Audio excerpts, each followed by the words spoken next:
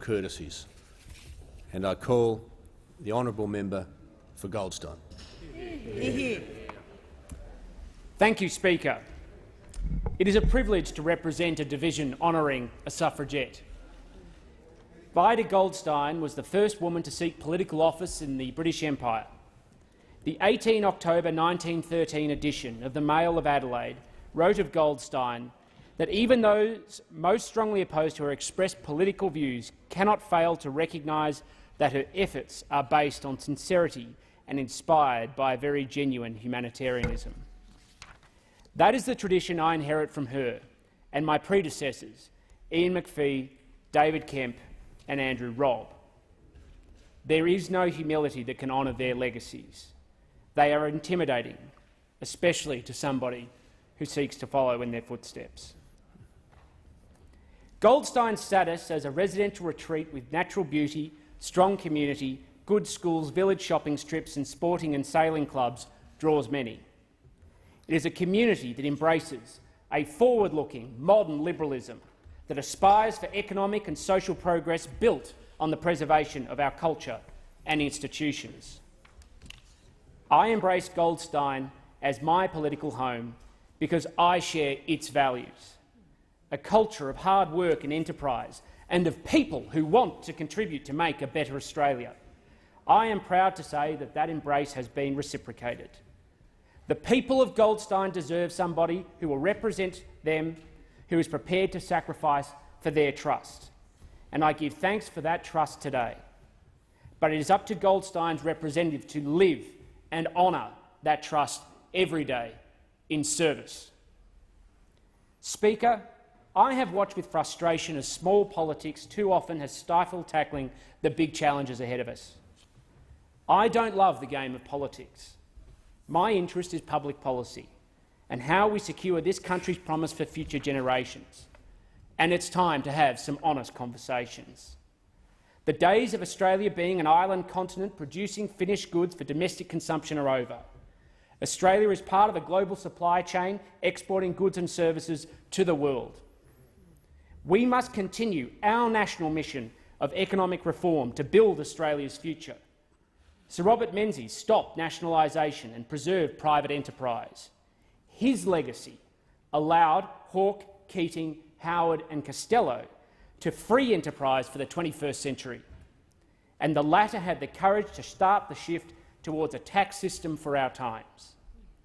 The legacy of my immediate past Goldstein predecessor was to open markets.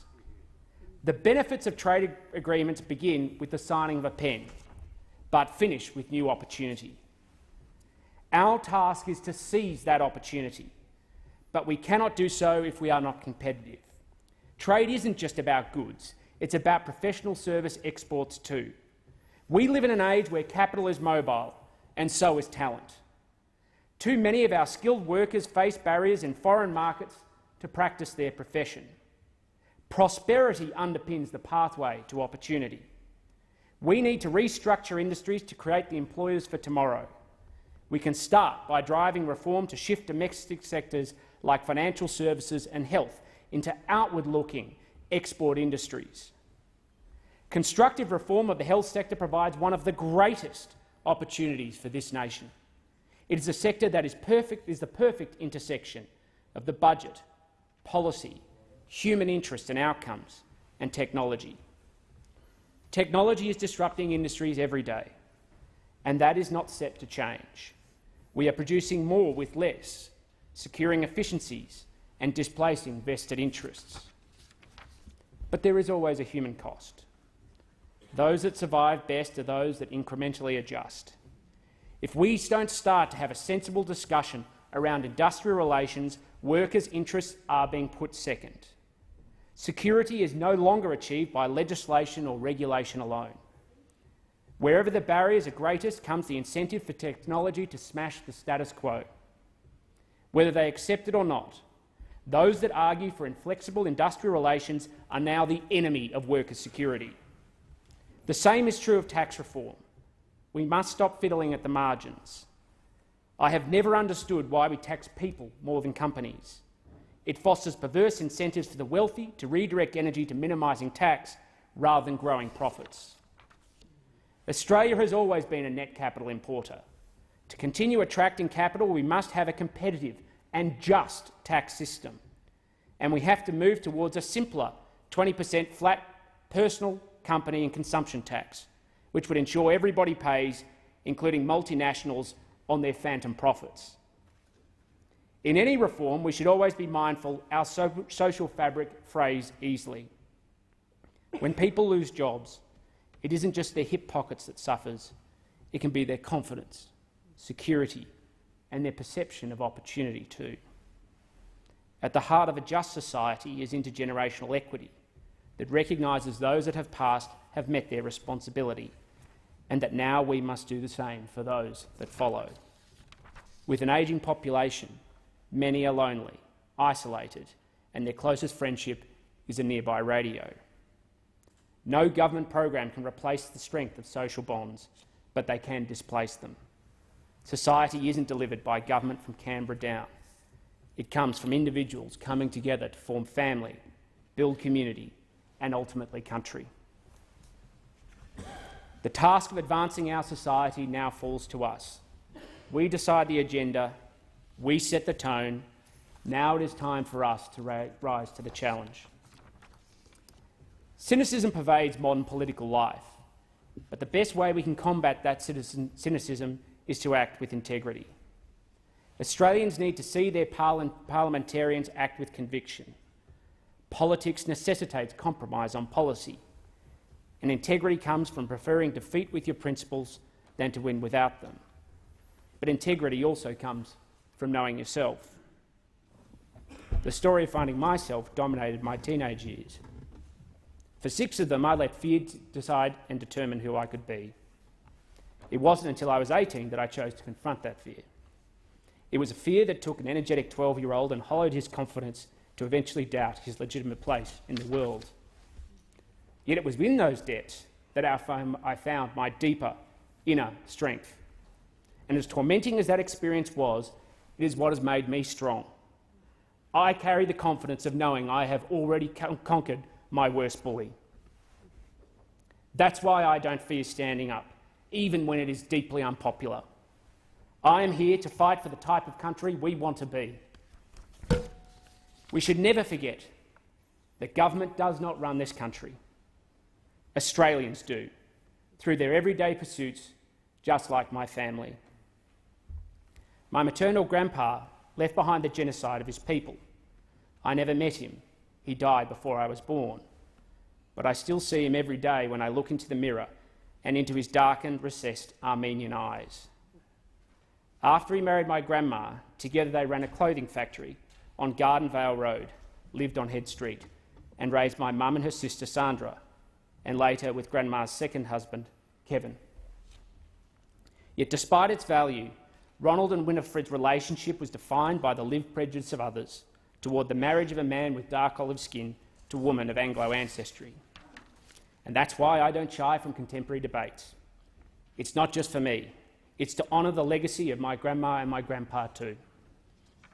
Dad's mum Patricia was a descendant to the Murrays of Athol. She died young in a tragic car accident. And Grandad Charles then raised my dad and his siblings, Michael and Patricia, and later remarried to Granny Yvonne. It's a reminder of what family is. It is not a rigid concept, but the resilience that comes from the knitting of hearts. Grandad was awarded Cardinia's Citizen of the Year in 1998. He was earlier honoured Upper Beaconsfield Citizen of the Year in 1984 for his services because he was a local GP in the community clinic after the Ash Wednesday bushfires. It earned him reverence, especially since he'd lost his home and nearly his life. Outside of Grandad's seeming love for a chainsaw, though he was a conservationist as well, and Granny's support for her local church, it was their civic-mindedness that instilled in me the value of community. My mum, Linda, and Dad, Robert, met at the Central Hotel on Church Street, which is now known as the Half Moon. Both worked up from pulling beers to running pubs and owning small businesses. And in response to a request for pocket money at age 11, Mum got me a job delivering the Mornington Leader. Later, my sister Carolyn and I worked with her at a local reception centre. My brother Simon and I mowed lawns and carried timber around work sites for my dad's businesses in school holidays. Mum and Dad worked for what they have and instilled an ethic of work in their children. My family's Liberal values are unremarkable. They evolved organically, so much so that Simon, my brother, and I unknowingly joined the Liberal Party completely independent of each other shortly after finishing high school. We were taught to apply ourselves and appreciate what we had, to stand up for what we believe in, and we were never taught to judge others. Exactly the same values are held by my stepmum Janet and Mum's husband David, and later brought Ryan and I together too. Everyone here is a reflection of the compounding influence of others. Sometimes others risk tying their futures to ours. So on days like these, they share our success. And that is why I'm eternally grateful to Michael Josem, David Davis, Alan Oxley, John Roscombe, David Kemp, Rod Kemp, Sean Levine, Kathy Baker, George Brandis, Mick Gooder, Jeanette and Mike Rawlinson, Hannafay and John Bushby, and Brett Hogan. And sometimes we are aided by people when we have nothing to give. That is why I share the same sentiment toward Paul Young, Jenny and Alan Lawton, Mark Grogan, Christopher Montebello, Ita Buttrose, Paul Ritchie, and the Ostrobersky family, particularly my old friend Leo.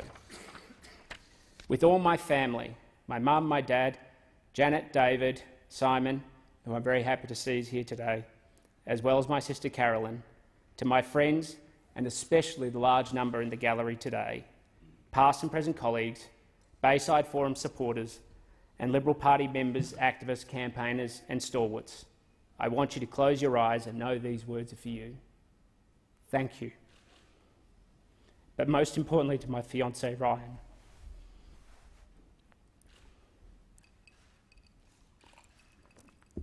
I know you have sacrificed so much for me to be here today, and we are only at the end of our beginning. For 7 years, a ring has sat on both of our left hands, and they are the answer to a question we still cannot ask. No matter what happens from here, we have already achieved more than many who come and go from this place, because we have lived the change we seek in the world. And that is why I'm here, to lead change, to turn Liberal values into Liberal action. Conservatism teaches us the merit of glancing back to look for what we can learn and bring forward, but not for nostalgia. Conservatism calls us to reject grand experiments to socially engineer. And it also calls us to reject reactionary behaviour and hold back change that society has already accommodated itself to. Western civilisation is not a story of freedom delivered on a silver platter. It had to be fought for and calls people to sacrifice. It evolved out of a slow and incremental understanding that all people are equal in their dignity, and that we divide power to stop government forsaking our freedom, that the Commonwealth serves the states and is not a Canberra monopoly, that executives come from parliaments and that are accountable to them, that people have a government and not the other way around, and we owe an eternal honour to those that risked or sacrificed their lives to defend that freedom. Being the custodians of this powerful inherited legacy doesn't call for us to stagnate, but to defend it and to make our own contribution. As Edmund Burke argued, a state without the means of some change is without the means of its own conservation. We must realise the Conservative ambition to encourage couples to sew the first stitch in our social fabric and enter commitments of mutual support to the benefits of the two and all, and the Liberal ambition to preserve the freedom of people to express unpopular and challenging views and ideas, which acts as a safety valve to preserve social cohesion and unity through common citizenship. Advancing both may not be economic or create jobs, but both speak to our cultural confidence as a nation, just like defending free association and religious liberty. And if we expect respect for these values from others, we must also expect them from new Australians too. If we are to preserve these traditions, we cannot indulge cultural relativism. Yet our cultural confidence should be sufficient that we are not threatened by the Indigenous history that preceded us, and that we are all part of the continuum of this continent's journey and story. The most satisfying work I did as Australia's Human Rights Commissioner was to build bridges between cultures and work with Indigenous Australians to build the case for full respect of one of the most important heritages of Western civilisation, property rights. And that is what Sir Robert Menzies understood when he formed our great party for Australia, that conservatism is a virtue, not a vision. It can be an anchor, but liberalism will always be our compass. A smart young man, Callum Shaw, said recently that the Liberal Party is successful when it is seen to be bringing the future forward. And we are Liberals. Our interest is the future. The triumph of identity politics is to turn people inward and see differences first, and not our unity. We must never play into the hands of our opponents who want us to abandon liberalism for a moniker that defines what we are against. If we do, we raise a white flag and allow the future to be defined by others, only to temper the speed that they take us there. The Fabians always sought an anaesthetisation from liberal democracy to the socialist alternative, through incremental tax rises on the productive and the permissiveness of welfare independence. The consequence of this dehumanising path has never been more real. Today, they dismiss free choice as an irresponsible luxury in subservience to the rising costs they deliberately shoulder onto the state. I will not accept that future. I was not elected to slow their success, because there is an alternative Liberal vision for this country, and it speaks to our ambition for national unity, the pursuit of freedom, justice and responsibility, and our optimism for tomorrow. It is a vision built on mutual respect for each other's humanity, individuality and freedom to pursue their life, family, opportunity and enterprise, that values family irrespective of their sum or their parts. It appeals to a human compassion not motivated by pity but firm heads and soft hearts. Liberalism creates an opportunity society where social mobility for the next generation is preserved through equal opportunity, but that understands reward comes from taking risk and responsibility, that we favour work because of the autonomy, dignity and security it provides. We know people sometimes fall down. That is why we respect the speed that they seek to pick themselves back up. People cannot always do it alone, and that is why family and community is so important. They form the first support in a rebounding safety net, not a cosseting one. It is a rejection of the selfishness that comes with the needless dependence, because it burdens others and abrogates our responsibility to those who cannot stand on their own 2 feet. And it understands that everything the government touches, it taxes. Our support for free markets is underpinned by the prosperity and efficiency it delivers, but our commitment comes from knowing the task of climbing economic mountains reveals character and skill. Yet we know that markets must be just, deliver human outcomes and provide pathways that regulatory roads block. That acknowledges as imperfect as the showerhead of trickle-down economics may be, history shows its flow is more dispersed than the garden hose of our opponents prefer, and invariably hydrates those closest to power. It's an ethos that prioritises reason, technological progress and scientific endeavour to drive and realise progress and care for the environment. And it knows that science and the environment must serve humanity, not be the dictator of it. And that progress inspires a glint in our eye, reflecting our confidence that the future is going to be awesome. And if we want the vulnerable to see the opportunity of tomorrow, they must feel secure today.